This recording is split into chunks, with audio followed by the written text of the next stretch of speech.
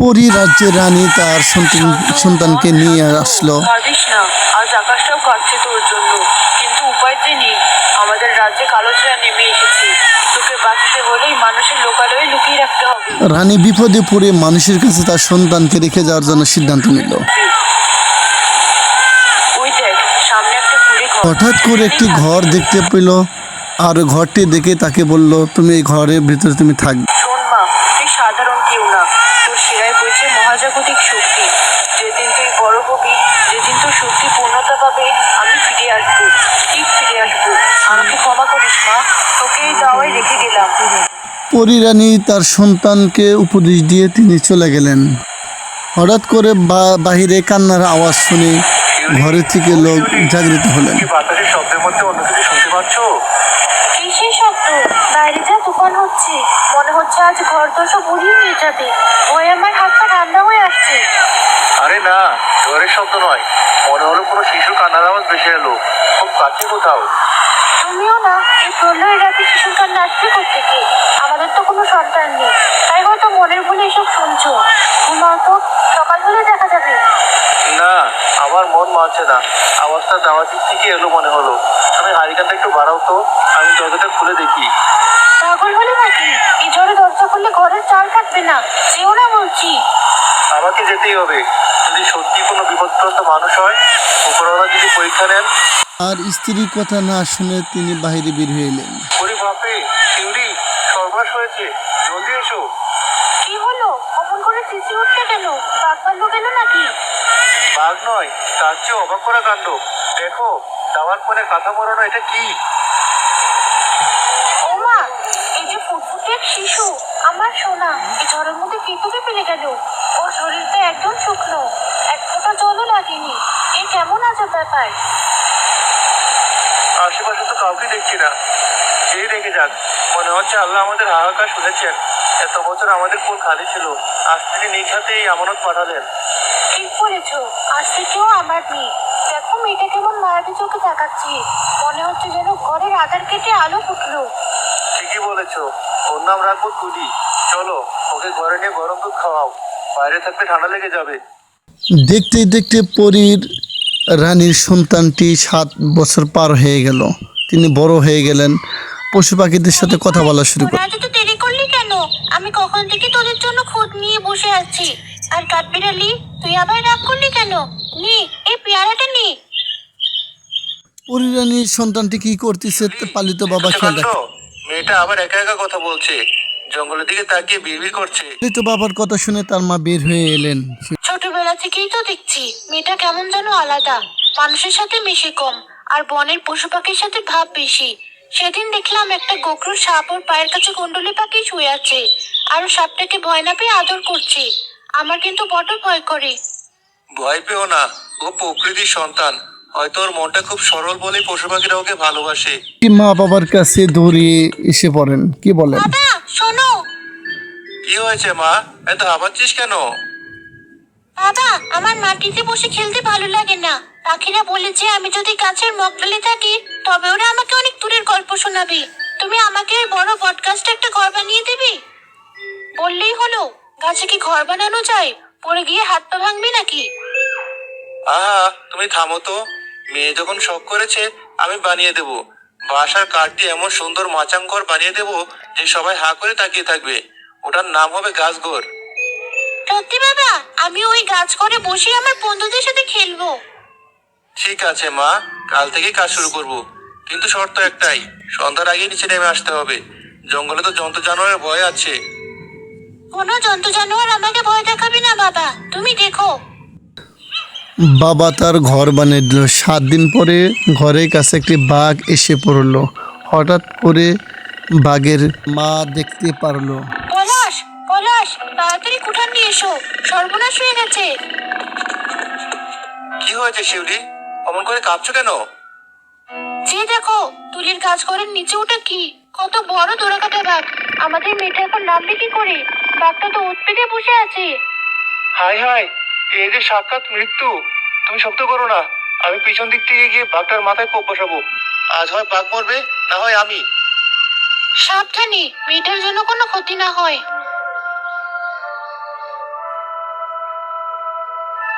কাকা, তুই আজ আবার এসেছিস কেন? তোকে না বললাম দুপুরে আসবি না? আমি ঘুমাচ্ছিলাম। শিউলি, দেখেছো তুলি বাঘটা সামনে গিয়ে দাঁড়ালো। ওকে ডাক দাও, বাঘটা এখনই হালুম করে উঠবে। অমন করছিস কেন? খিদে পেয়েছে?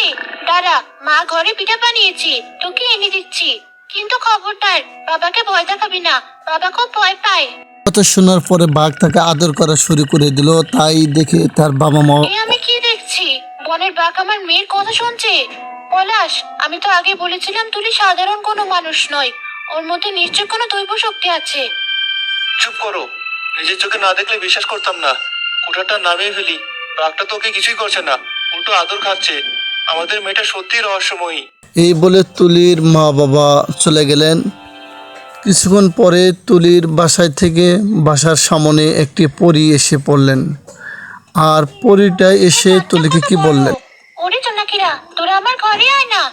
কথা বলা শেষ হইতে না হইতে পরিরাজ্য থেকে একটি পরী এসে উপস্থিত হয়ে গেলেন। রাজকন্যা তুলি, আপনি কি আমাকে চিনতে পারছেন?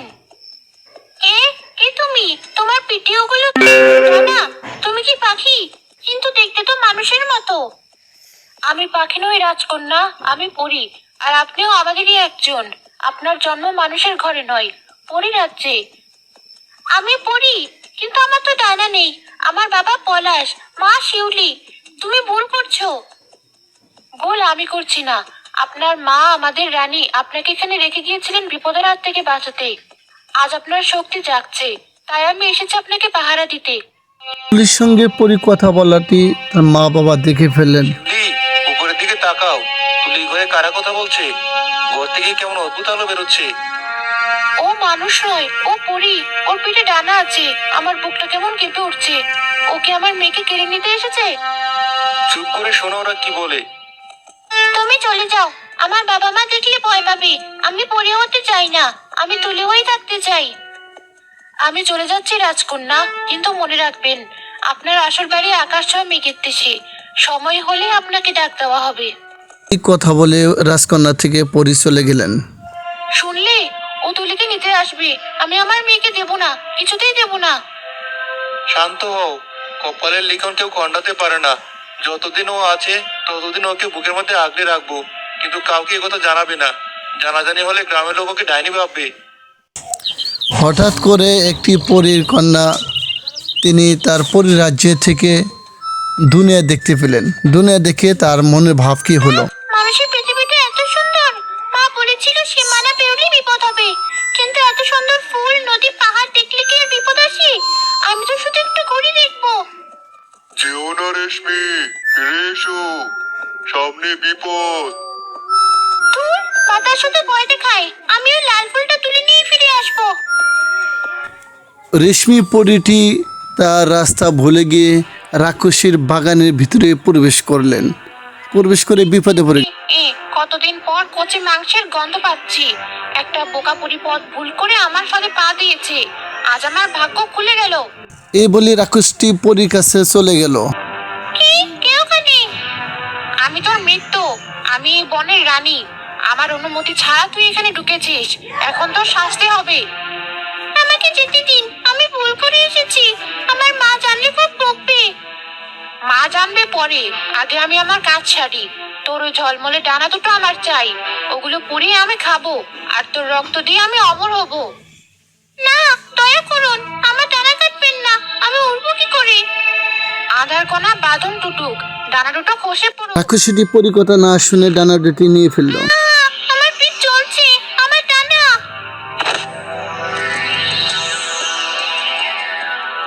থাম পেশাচিনি, তোর এত বড় স্পর্ধা, একটা বাচ্চা মেয়ের ওপর হাত তুলেছিস।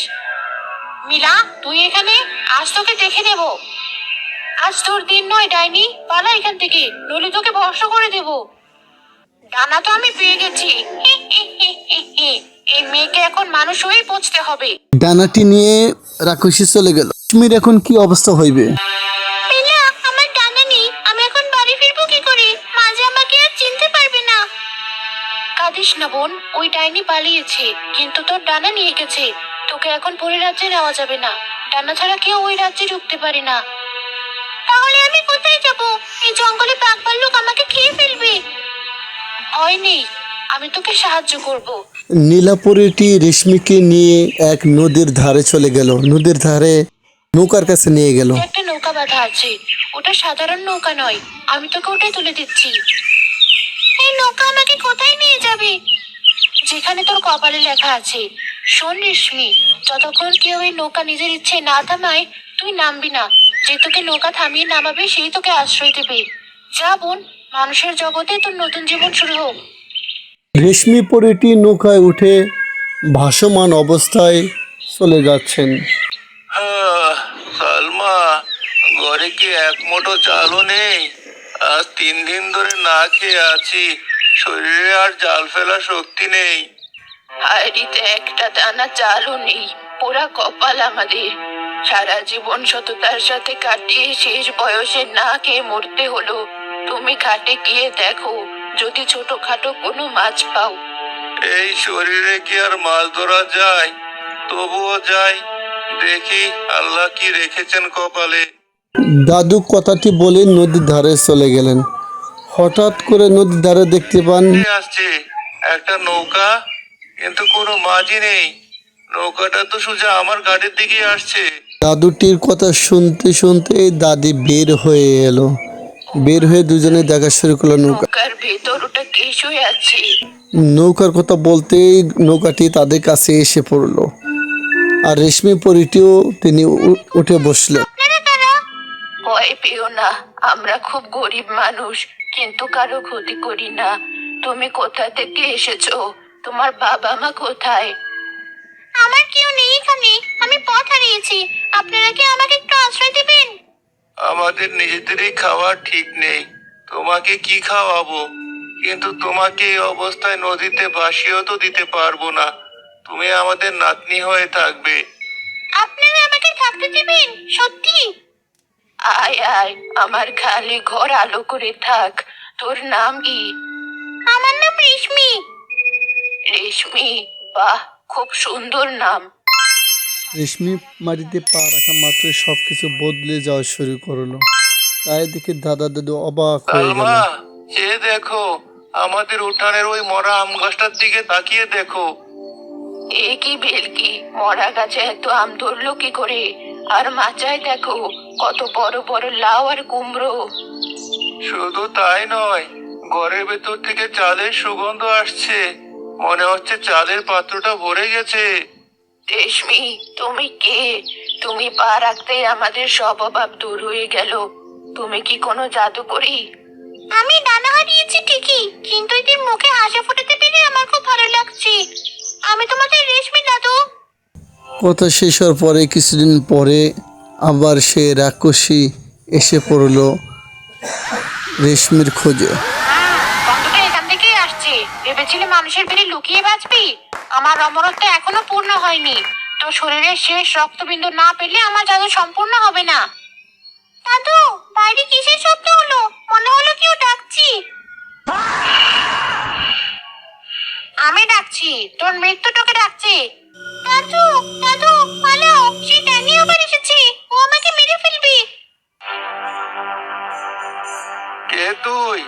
আমার নাতনির দিকে এগুলে মাথা ফাটিয়ে দেব। তুচ্ছ মানুষ, সর এখান থেকে। ওরে বাপরে, আগুন! রেশমি, তুই ঘরের পেছনে লুকা। না দাদু, ও আমাকে চাই। আমি ধরা দিলে ও তোমাদের ছেড়ে দিবে।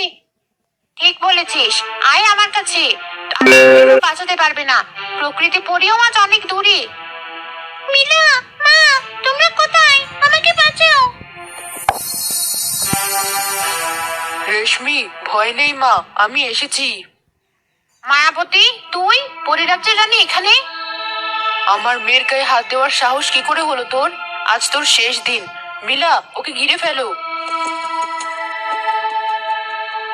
আজ আর পালানোর পথ পাবি না ডাইনি, তোর পাপের ঘোড়া পূর্ণ হয়েছে। না, না, তোমরা দুজন একসাথে, এটা হতে পারে না। আমাকে ক্ষমা করে দাও, আমি আর আসবো না। ক্ষমা নেই, তোর জন্য আমার মেয়ে ডানা হারিয়েছে, এত কষ্ট পেয়েছি। এই নে তোর শাস্তি।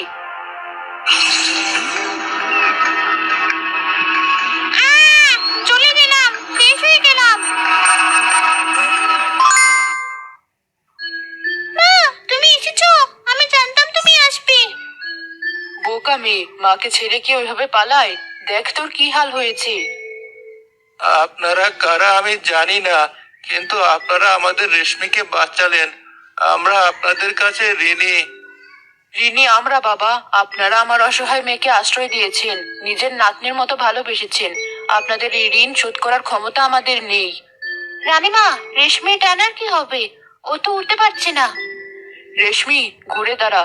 তোর সততা আর এই বৃদ্ধ দম্পতির ভালোবাসায় তোর শক্তি। আমি তোর ডানা ফিরিয়ে দিচ্ছি।